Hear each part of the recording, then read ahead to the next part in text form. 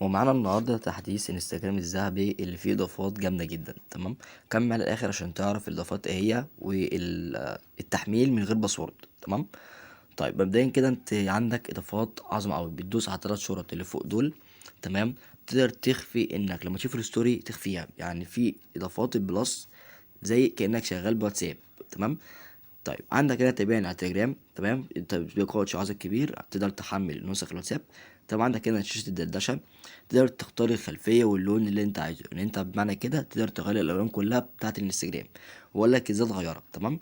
وعندك هنا الخصوصية، عندك اخفاء عرض القصص ديت، انت لما تفعلها وتيجي تشوف في ستوري اي حاجة عندك بيظهر انت مشفتهاش. تمام. طيب عندك هنا وضع شبح برضو دوت، بيخفي كل حاجة، اخفاء الظهور، اخفاء الكتابة، وكل حاجة شامل جوه الانستجرام بتخفيها. تمام. طيب وعندك كل ده انت عارفه.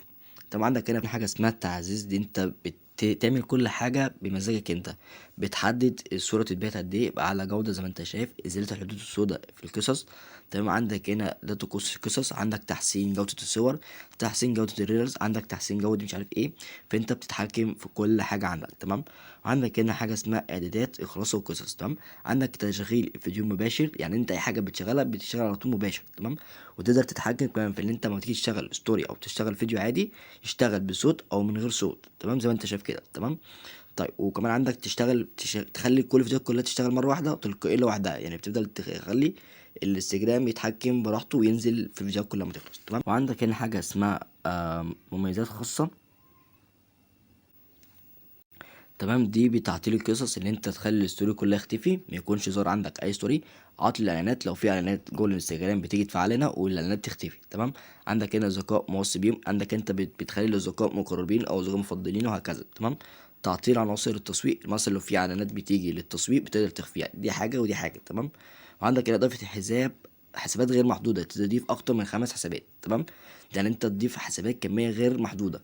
ولو عايزين طريقة ازاي تعمل اكونت انستا فيك او اكونت في فيسبوك فيك برضو، اطلبوا لي وانا على الاتنين. تمام. طيب وعندك هنا قفل التطبيق، تقدر تقفل الانستا باسورد زي ما انت شايف كده. تمام. عندك هنا عادات التنزيلات، طبعا الحاجه اللي بتنزلها من الانستجرام بتبقى على حسب الاسم الشخص او على حسب التاريخ. تمام، بتختار انت على حسب مزاجك.